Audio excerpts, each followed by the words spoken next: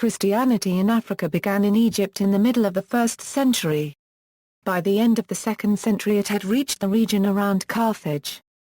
Important Africans who influenced the early development of Christianity include Tertullian, Clement of Alexandria, Origen of Alexandria, Cyprian, Athanasius and Augustine of Hippo. The spread of Islam into North Africa reduced the size of Christian congregations as well as their number, so that of the original churches, only the Coptic Church in Egypt, the Ethiopian Orthodox Tewahedo Church and the Eritrean Orthodox Tewahedo Church in the Horn of Africa remain. Both the Ethiopian and Eritrean Orthodox churches profess their own distinct religious customs, a unique canon of the Bible and unique architectures.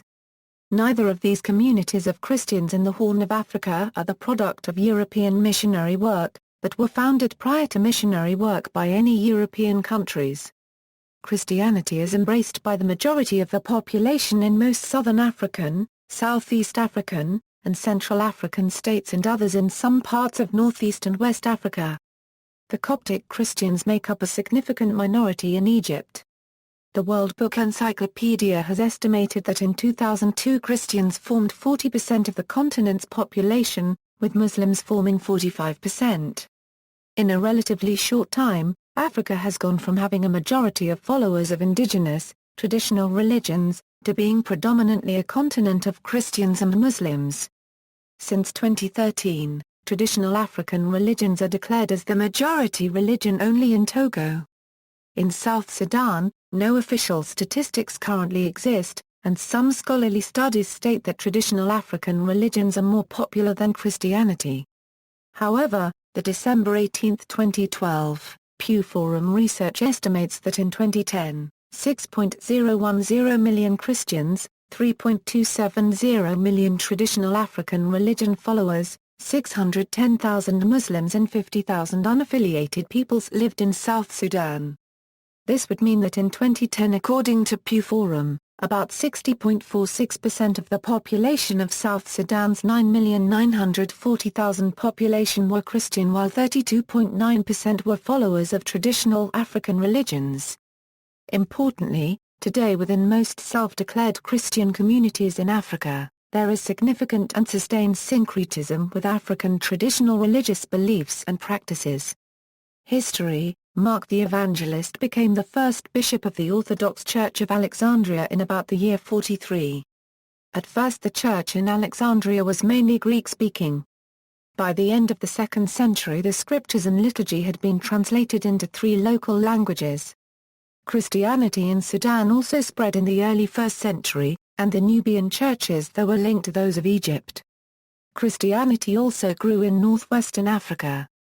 The churches there were linked to the Church of Rome and provided Pope Gelasius I, Pope Miltiades and Pope Victor I, all of them Christian Berbers like Saint Augustine and his mother Saint Monica.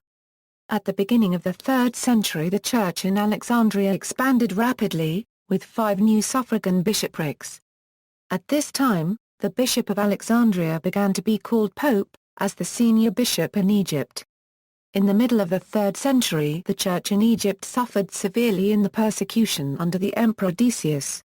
Many Christians fled from the towns into the desert. When the persecution died down, however, some remained in the desert as hermits to pray. This was the beginning of Christian monasticism, which over the following years spread from Africa to other parts of the Gahor, and Europe through France and Ireland.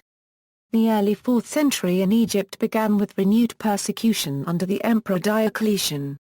In the Ethiopian Eritrean Kingdom of Aksum, King Ezana declared Christianity the official religion after having been converted by Frumentius, resulting in the foundation of the Ethiopian Orthodox Tewahedo Church. In these first few centuries, African Christian leaders such as Origen, Lactantius, Augustine, Tertullian, Marius Victorinus, Pachomius, Didymus the Blind, Tychonius, Cyprian, Athanasius and Cyril influenced the Christian world outside Africa with responses to Gnosticism, Arianism, Montanism, Marcionism, Pelagianism and Manichaeism, and the idea of the university, understanding of the Trinity, Vetus Latina translations, methods of exegesis and biblical interpretation, ecumenical councils, monasticism, Neoplatonism and African literary, dialectical and rhetorical traditions. Christianity in Berber Africa. The first appearance document that allows us to understand Christianity in Berber Africa is located in the Africa of the early Christians, before the year 180 AD, the Acts of the Martyrs Silitans. This is the record of attendance of a dozen Christians in a village of Africa Proconsularis still not identified, in front of the Proconsul of Africa. The early history of Christianity in Africa is closely linked to the person of Tertullian. Born from pagan parents, he joined the Christian community in Carthage in 195 AD and became close to the local municipal elite, which protected him against repression by the authorities. Having received the priesthood, he fought in his early writings for the Christian Church to be officially recognized by the Roman Empire. The politico-religious opinions of Tertullian caused violent conflict and persecutions. Christians were accused of endangering the Roman Empire when they refused military service. So, Tertullian provoked sanctions by the authorities that led to killings, creating the martyrs very specific to the Christian religion. Indeed, the historical period of the African Church begins in 180 AD with groups of martyrs. At a somewhat later date, the writings of Tertullian tell us how rapidly African Christianity had grown. It had passed the Roman military lines, and spread among the peoples to the south and southeast of the Ouse Mountains. About the year 200 AD there was a violent persecution at Carthage and in the provinces held by the Romans. We gain information as to its various phases from the martyrdom of Saint Perpetua and the treatises of Tertullian. Christianity, however, did not even then cease to make distant conquests. Christian epitaphs are to be found at Sour el Hoslain, dated 227 AD, and at Typesa, dated 238 AD. These dates are assured. If we rely on texts less definite, we may admit that the evangelization of northern Africa began very early and was totally complete by the 5th century. Indeed, by the opening of the 3rd century there was a large Christian population in the towns and even in the country districts, which included not only the poor, but also persons of the highest rank. A council held at Carthage about the year 220 AD was attended by 18 bishops from the province of Numidia. Another council, held in the time of Cyprian, about the middle of the 3rd century, was attended by 87 bishops. But at this period the African Church went through a very grave crisis. The accession of Constantine found the African Church torn apart by controversies and heresies. Catholics and Donatists contended not only in polemics, but also in a violent and bloody way. A law of Constantine deprived the Donatists of their churches, most of which they had taken from the Catholics. They had, however, grown so powerful that even such a measure failed to crush them. They were so numerous that a Donatist council, held at Carthage, in 327 AD, was attended by 270 bishops. Attempts at reconciliation, suggested by the Emperor Constantius II, only widened the breach and led to armed repression, an ever-growing disquiet, and an enmity that became increasingly embittered. Yet, in the very midst of these troubles, the primate of Carthage, Gratus, declared, "God has restored Africa to religious unity." Julian's accession and his permission to all religious exiles to return to their homes added to the troubles of the African Church. A Donatist bishop sat in the seceded see of Carthage, in opposition to the Orthodox bishop. One act of violence followed another and begat new conflicts. About this period, Optatus, bishop of Milevi, began to combat the sect by his writings. A few years later, Saint Augustine, converted at Milan, returned to his native land, and entered the lists against every kind of error. Paganism had by that time ceased to be a menace to the Church. In 399 AD the temples were closed at Carthage. Nevertheless, the energy and genius of Augustine were abundantly occupied in training the clergy and instructing the faithful, as well as in theological controversy with the heretics. For 40 years, from 390 to 430 AD, the councils of Carthage, which reunited a great part of the African episcopate, public discussions with the Donatists, sermons, homilies, scriptural commentaries, followed almost without interval. An unparalleled activity that had commensurate results. Pelagianism, which had made great strides in Africa, was condemned at the Council of Carthage in 412 AD. Donatism, also, and semi-Pelagianism was stricken to death at an hour when political events of the utmost gravity changed the history and the destiny of the African Church. Conflict between Carthage and Rome on the regulation of the African Church came to the fore when Apiarius of Sicca appealed his excommunication to Rome and thus challenging the authority of Carthage. Count Boniface had summoned the Vandals to Africa in 426 AD, and by 429 AD the invasion was completed. The barbarians advanced rapidly and made themselves masters of cities and provinces. In 430 AD Saint Augustine died, during the siege of Hippo. 9 years later Gaiseric, king of the Vandals, took possession of Carthage. Then began for the African Church an era of persecution of a kind hitherto unknown. The Vandals were Arians. Not only did they wish to establish their own Arianism, but they were bent on the destruction of Catholicism.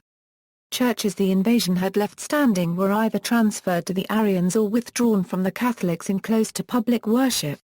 The intervention of the Emperor Zeno and the conclusion of a treaty of peace with Gaiseric were followed by a transient calm. The churches were opened, and the Catholics were allowed to choose a bishop, but the death of Gaiseric, and the Edict of Huneric, in 484 AD, made matters worse than before. A contemporary writer, Victor of Vita, has told us what we know of this long history of the Vandal persecution. During the last years of Vandal rule in Africa, Saint Fulgentius, Bishop of Rasp, exercised a fortunate influence over the princes of the Vandal dynasty, who were no longer completely barbaric, but whose culture, Holy Roman and Byzantine, equaled that of their native subjects. Yet the Vandal monarchy, which had lasted for nearly a century, seemed less firmly established than at its beginning. The Vandal kingdom allowed the creation of some Romano-Berber states at the borders, but fell a century later, conquered by the Byzantine Empire, which established an African prefecture, and later the Exarchate of Carthage. Nearly all Berbers were Christians since the 3rd century, to the point that one of the most famous and important Christian saints was Berber, Saint Augustine. But in the Atlas Mountains was still worshipped some form of paganism and idolatry when the Vandals arrived. Pope Gelasius I, a Berber born in what is now Kabylia, successfully converted to Christianity around 492 AD all the Berbers of the Oghuz. Indeed these Berber states are often called Neo-Latin, because were post-Roman, with a local and differentiated Latin language mixed with many local Berberisms, and with a Christian religion. Some of their Christian kings left the monuments called Jeddas. Furthermore during the 5th century the area was fully Christianized, according to historian Theodore Mommsen, and the kings were probably buried in a mausoleum called Jeddah in Berber. Historian Gabriel Camps thinks that some Berber kings were buried in a Jeddah near. In 533 AD a Byzantine fleet appeared off the coast of Africa. The Battle of Ad-Desimum won the initiative for the invading Byzantines. The taking of Carthage, the flight of Vandal King Jelima, and the Battle of Tricamarum, about the middle of December, completed their destruction and their disappearance. The victor, Belisarius, had but to show himself in order to reconquer the greater part of the coast, and to place the cities under the authority of the Emperor Justinian. A council held at Carthage in 534 AD was attended by 220 bishops representing all the churches. It issued a decree forbidding the public exercise of Arian worship. The establishment of Byzantine rule, however, was far from restoring unity to the African Church. The councils of Carthage brought together the bishops of proconsular Africa, Byzacena, and Numidia, but those of Tripolitana and Mauritania were absent. Mauritania had, in fact, regained its political autonomy during the Vandal period. A native dynasty had been set up, and the Byzantine army of occupation never succeeded in conquering a part of the country so far from their base at Carthage. The reign of Justinian marks a sad period in the history of the African Church, due to the part taken by the clergy in the matter known as that of the Three Chapters. While one part of the episcopate wasted its time and energies in fruitless theological discussions, others failed of their duty. It was under these circumstances that Pope Gregory the Great sent men to Africa, whose lofty character contributed greatly to increase the prestige of the Roman Church. The notary Hilarius became in some sense a papal legate with authority over the African bishops. He left them in no doubt as to their duty, instructed or reprimanded them, and summoned councils in the Pope's name. With the help of the Metropolitan of Carthage, he succeeded in restoring unity, peace, and ecclesiastical discipline in the African Church, which drew strength from so fortunate a change even so surely as the See of Rome regained in respect and authority. However, Justinian promoted Christianity in Berber Africa. For example, he made in Septim an important Christian center in Mauritania Tingitana, as recent discovered ruins of a Roman basilica showed. This renewal of vigor, however, was not of long duration. The Arabs, who had conquered Egypt, made their way into Byzantine Africa. In 647 AD the Caliph Othman gave orders for a direct attack on Berber Africa, and an army that had gained a victory at Spiatla against Byzantine and Christian Berber armies, withdrew on payment of a large ransom. Some years of respite ensued. The African Church showed its firm attachment to orthodoxy by remaining loyal to Pope Martin I in his conflict with the Emperor of Byzantium. The last 40 years of the 7th century witnessed the gradual fall of the fragments of Byzantine Africa into the hands of the Arabs. The Berber, or native tribes, which before this had seemed on the way to conversion to the Gospel, passed in a short time, and without resistance, to Islam. Carthage was taken by the Arabs in 695 AD. 2 years later it was re-entered by the Byzantine patrician John, but only for a brief period. In 698 AD Hassan once more took possession of the capital of northern Africa, destroying totally the city. He killed half the inhabitants and enslaved the other half, erasing forever in this way the main center of Greco-Roman presence and influence in the Maghreb. After the Muslim conquest of Byzantine ruled North Africa. The conventional historical view is that the conquest of North Africa by the Islamic Umayyad Caliphate between AD 647–709 effectively ended Catholicism in Africa for several centuries. The prevailing view is that the Church at that time lacked the backbone of a monastic tradition and was still suffering from the aftermath of heresies including the so-called Donatist heresy, and this contributed to the earlier obliteration of the Church in the present-day Maghreb. Some historians contrast this with the strong monastic tradition in Coptic Egypt, which is credited as a factor that allowed the Coptic Church to remain the majority faith in that country until around after the 14th century. However, new scholarship has appeared that disputes this. There are reports that the Roman Catholic faith persisted in the region from Tripolitania to present-day Morocco for several centuries after the completion of the Arab conquest by 700. A Christian community is recorded in 1114 in Kaula in central Algeria. There is also evidence of religious pilgrimages after 850 to tombs of Catholic saints outside the city of Carthage, and evidence of religious contacts with Christians of Arab Spain. In addition, calendar reforms adopted in Europe at this time were disseminated amongst the indigenous Christians of Tunis, which would have not been possible had there been an absence of contact with Rome. Local Catholicism came under pressure when the Muslim regimes of the Almohads and Almoravids came into power, and the record shows demands made that the local Christians of Tunis convert to Islam. There are reports of Christian inhabitants and a bishop in the city of Kairouan around 1150 AD, a significant event, since this city was founded by Arab Muslims around 680 AD as their administrative center after their conquest. A letter in Catholic Church archives from the 14th century shows that there were still 4 bishoprics left in North Africa, admittedly a sharp decline from the over 400 bishoprics in existence at the time of the Arab conquest. Berber Christians continued to live in Tunis and Nef Zawiya in the south of Tunisia up until the early 15th century, and in the first quarter of the 15th century we even read that the native Christians of Tunis, though much assimilated, extended their church, perhaps because the last Christians from all over the Maghreb had gathered there. By 1830, when the French came as colonial conquerors to Algeria and Tunis, local Catholicism had been extinguished. The growth of Catholicism in the region after the French conquest was built on European colonizers and settlers, and these immigrants and their descendants mostly left when the countries of the region became independent. As of the last census in Algeria, taken on June 1, 1960, there were 1,050,000 non-Muslim civilians in Algeria. In 2009, The UNO counted 45,000 Roman Catholics and 50,000 to 100,000 Protestants in the Algeria. Conversions to Christianity have been most common in Kabylie, especially in the Wilaya of Tizi Ouzou. In that Wilaya, the proportion of Christians has been estimated to be between 1% and 5%.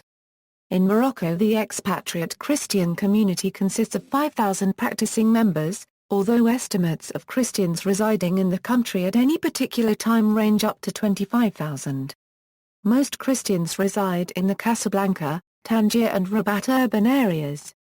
The majority of Christians in Morocco are foreigners, although Voice of the Martyrs reports there is a growing number of native Moroccans converting to Christianity, especially in the rural areas.